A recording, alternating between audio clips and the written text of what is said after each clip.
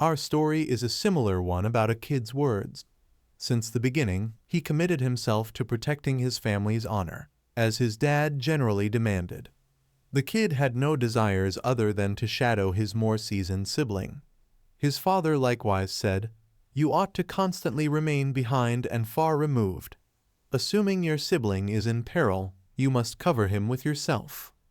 After one more battle, the hero tumbled to his knees from fatigue.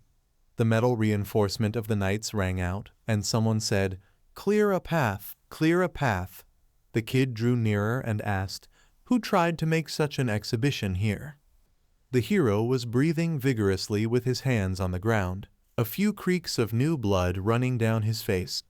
A person standing close by concealed his sword in its sheath and uproariously began to talk. A knight who, without any assistance, keeps down the most grounded fighters of the mainland has come to us. In the meantime, a portion of the military had previously fallen with regards to their blessed land.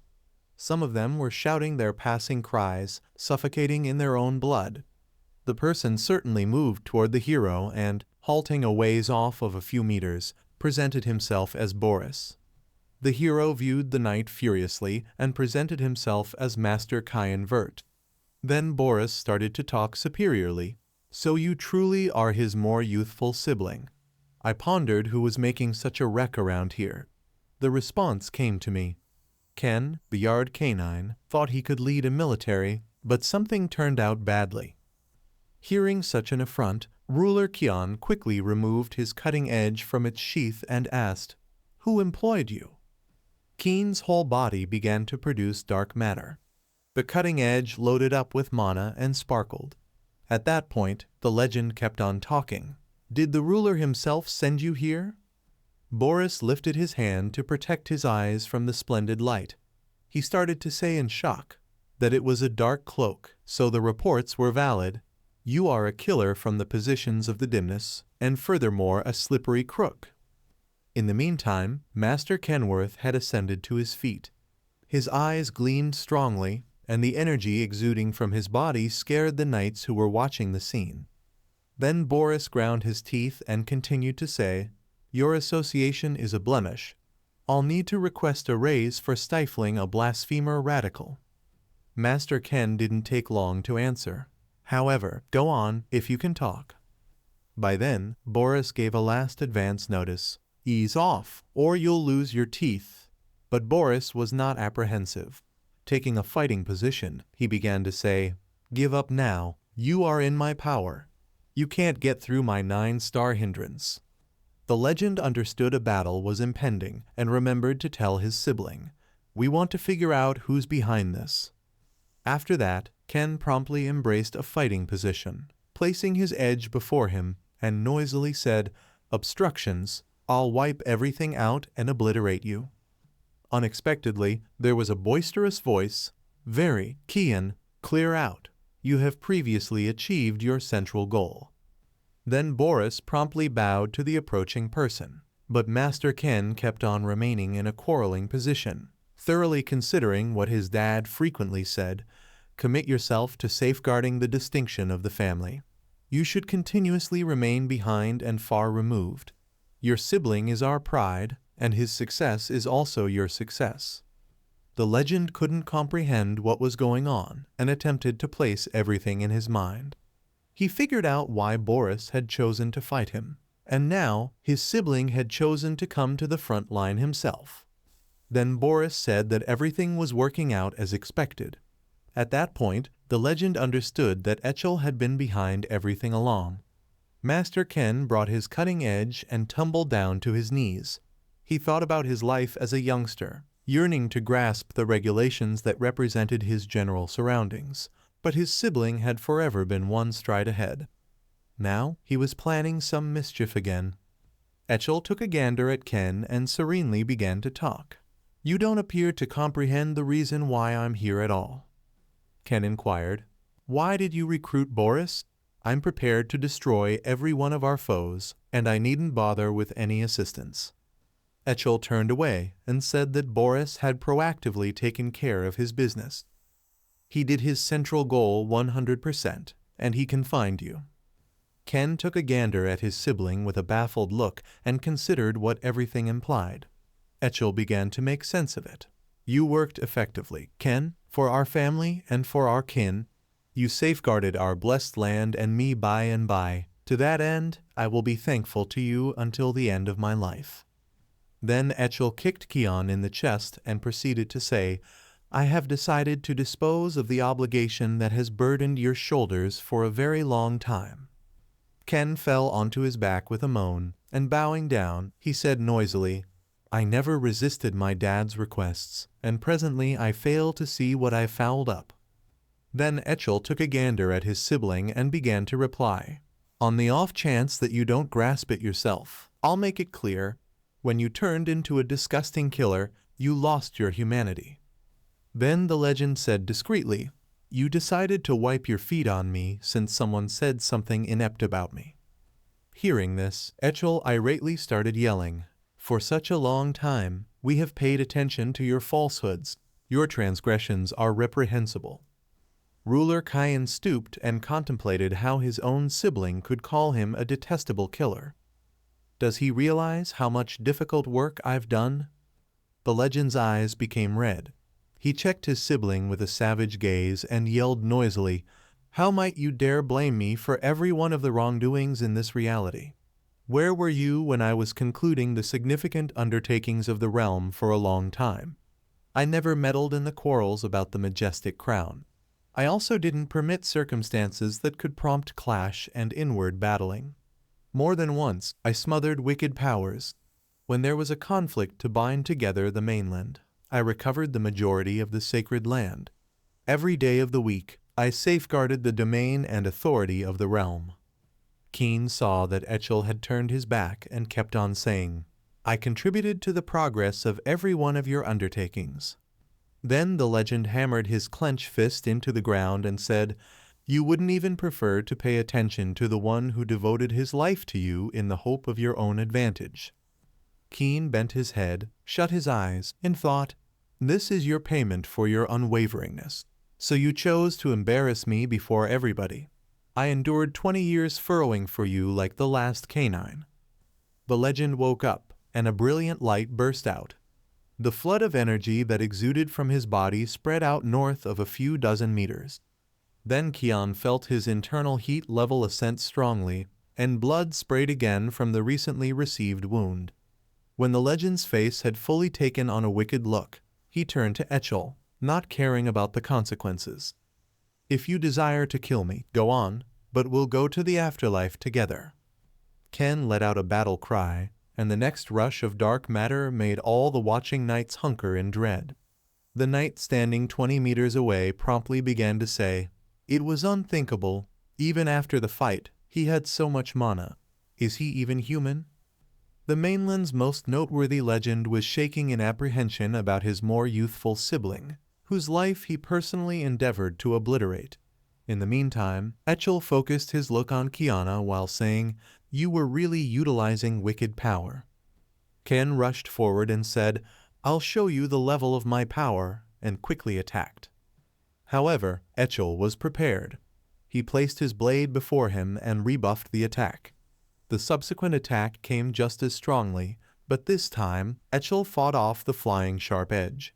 Ken understood that he had to change strategies and withdrew, planning to make just a single precise strike. In the meantime, Etchel saw that the foe was a lot quicker, so it was important to strike at a flimsy part that would interfere with the recovery. The legend understood that with such a short cutting edge, he needed to shorten the distance as quickly as possible. So, he charged the edge with mana and started to surround his rival. Running up from behind, Ken started to deliver an overwhelming blow with full power. Etchel didn't have time to position himself, but an obstruction suddenly appeared to protect him. At that point, Ken understood that someone had interfered in the battle and set up a protective boundary. But still, he decided to gather his remaining strength and break through the guards. Etchel quickly directed his focus toward Boris, who was holding the protective barrier, and decisively hit with his blade. The brilliant light so dazed Ken that he didn't see the attack, and the sharp sword punctured through his body as it took off. The legend felt a sharp pain in his stomach and, losing strength, dropped his edge. Then Assel began to say, "As my sibling, I wanted to give you a simple death. But you showed your true nature. I've known your tendency for quite some time. You've killed numerous beasts in your short life. Yet, you've transformed into one of them in a flash. I'm extremely harmed that a friend or family member has headed toward the opposite side. There's an explanation. I have little to no faith in you." Then Echel struck his sibling from his leg, hauling his blade out of him. Draining, Kion fell to the ground with a crash. In the meantime, Master Echel provided the order to move out. After bowing to his ruler, Boris promptly went to gather the knights. The legend lay in his own pool of blood, unable to accept it had ended so unfortunately. He started to think, how despicable I was. I suppose I'm finished living like a blockhead and dying like one. Kion looked with unseeing eyes at the passing scene, realizing he wasn't prepared to leave it yet. As he left, Echel detected the looming danger, and turning his head, he saw some movement. Assembling the remainder of his strength, Ken surged at his sibling, proposing to take him with him to the next world as he had promised before. The legend put the blade to his sibling's throat and let out a wild shout, understanding that he was unable to break his promise to his father. Taking advantage of this moment, Echel struck an overwhelming blow, taking his sibling's life unexpectedly. A blind darkness appeared before the legend's eyes. The pain stopped, and there was no fear at all. But a familiar voice seemed very close by, repeating, "Young Ruler Keen." The person opened his eyes suddenly and started speaking. At last, I felt the ideal balance. It doesn't matter at all to me what happens next any longer. The young girl drew nearer and continued to speak. "Ruler Ken, awaken. You should be up some time ago now." Ken still couldn't understand what was happening and asked Emily, "What are you doing here?" He could feel drops of nervous sweat running down his body. The place he was in looked intimately familiar. After that, the legend took a gander at the young girl and began to say, "We haven't seen each other for quite some time, and she doesn't have a wrinkle on her." The young girl put her hands on her chest and quickly responded, "Yes, what are you referring to? Ruler Kion may not be conscious yet." Then Kion began to look at the furniture while saying, "This is my childhood room, and all the furniture is still in the same place." He put his hands over his face and, in a shuddering voice, began to express, "I'm back to my childhood, or is it Lucifer himself pulling a trick on me?" Emily put her hands on his midsection and started to say, "Master Keen, take care of business, or you're about to pretend to be sick once more." However, Ken gave her a look of incomprehension and said he wasn't even going to do that. Then the young girl leaned over and spoke in an ordering tone, "Don't even attempt to miss the duel." But the legend stopped his gaze on the young girl's bosom and felt that, quite a while back, he had not even seen her beautiful body. Emily continued to speak, "Ruler Keen, you are most certainly conscious. For what reason do I feel like you can't hear me at all?" Only then did Ken begin to respond, "I believe I'm waking up." "Then tell me about the fight." Emily answered, "Ruler Keen, not to say that you had overlooked the training match, but I reminded you in time. You have time to prepare." The legend got up and quickly dressed. 10 minutes later, he was already standing before Duke Vert's palace. Ken strolled calmly down the street, but the memories were tormenting him. There was no doubt in his mind that this was a stronghold from the past. Ken then glanced around to check if the demons were following him. At that point, he wondered if his life was passing before his eyes. When Ken and his maid arrived at the central square, it was already crowded. Then he thought, "I remember this day from a long time ago very well. Today is March 1st, a long time since the creation. This event takes place a year before the enrollment in the academy. At the beginning of each month, the family organized a training fight between the children. It was a significant event that the Duke attended in person. He was the ultimate judge of who would fight whom.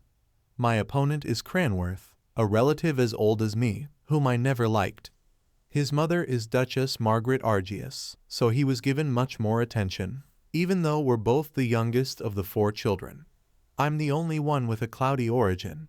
After that fight, I became the fool of the world. I remember my father coming up to me and asking me to avoid it, as it was hard to see that he had lost interest in me. Emily stood close by and murmured in Keen's ear, "It isn't too late to back out, my master." But the legend confidently responded, "I will just win this fight," and thought that even his own maid didn't believe in him. Ken drew his weapon, thinking it was a simple cutlass, but it felt so heavy. In the meantime, the maid warned, "My lord, be careful not to hurt yourself." The legend held his fingers on the hilt, thinking, "This is definitely not a dream or a deathbed memory, and I've never heard of similar deception magic. Everything looks real, which means I'm truly back in time. I wonder if I can change events." When Ken reached the center of the main square, his opponent drew nearer and said, "What a thrill seeker. I thought you had backed down and wouldn't show up." But the legend ignored the provocation and looked at the head referee, waiting for the signal to start the fight. The Duke lifted his hand and began to speak. "I hope you know the rules, so without further ado, I order you to begin fighting." Then Cranworth drew his sword from its sheath and, picking up speed, yelled loudly, "Don't even think about being distracted." CR ran closer and raised his sword over his head to deliver the devastating blow he had been practicing for so long. Ken looked at his opponent and wondered what was wrong with him because, in a situation like this, you can't just walk around like a snail. Then Kian calculated the distance and, at the last moment, took a step back, allowing him to dodge the blow. When CR realized that his heavy sword had missed, he was extremely frustrated because it was his signature move. The strong clash of the blade against the stone echoed, and everyone present immediately focused their attention on the 2 fighting men. Then Cranworth turned around and reluctantly murmured, "You will wish you'd gotten sick like last time." Striking a second blow, he continued to say, "Stop dodging, coward." However, the legend took the sword out of his opponent's hands with one swift swing of his cutlass and, with one hand in his pocket, decided to teach CR a lesson. Ken didn't have time to think about it and kicked him in the leg. A hard boot struck hard beneath the knee. CR, feeling the sharp pain, screamed loudly in a child's cry. He then tumbled to the ground and, holding his leg, began to cry loudly despite everyone watching him. Margaret Eris was sitting close to the Duke, and she was embarrassed, so she started to say, "Get up and battle. He's a portion of your size." At that point, Ken's left eye began to produce a red light. He figured the battle would be over when he pointed his sword at CR's throat. However, he wasn't at all satisfied with what to do next. After all, CR thought he was a failure and was searching for the perfect moment to mock him. He made Ken's daily life a living hell for fun, repeatedly beating him with his feet and hands. Yet the most frustrating part was that CR continued to do it at the academy. CR took advantage of being taller and stronger than Ken. He enjoyed harming the weaker ones. The legend's eyes turned red as he looked at CR with a brutal gaze and calmly said, "I will give you a thrashing." After saying that, Ken walked over to the lion fellow and threw a punch that landed on his chest. The crane screamed so loudly that spit flew out of his mouth. But Ken ignored the tears and struck a second blow, saying, "I'll end my own life this time." After that, Ken threw a punch to the stomach. The crane immediately began to burp. The next blow that landed on his face finally knocked out his opponent. The battle ended with CR completely defeated, and my father postponed his scheduled meeting to see me. I must have made quite an impression. He sent his own guard and top knight to accompany Jerkin. As Ken walked through the palace, he saw CR's mother heading toward him. The legend knew she had a mean attitude, but he wasn't afraid of her. When Margaret drew nearer, the legend thought she looked like she was coming from the hospital, simply in a rage, so he asked the Duchess how Cran was doing. Margaret stopped suddenly and started to say, "How could you do that to your brother, brazen little whelp?" The legend didn't hesitate to reply, "A duel is not a game. Now, if you'll excuse me, I need to go." But Margaret continued, saying, This is why you shouldn't mix blood with people of lower classes. What do you expect from filth of the earth? Be grateful you can be here. We should have left you in the streets." The legend's eyes turned red as he looked at Margaret with a brutal gaze and began to say, "Duchess, are you really not afraid? I could slit your throat someday. Your long tongue will lead you to your grave if you call me a freak. I have nothing to lose."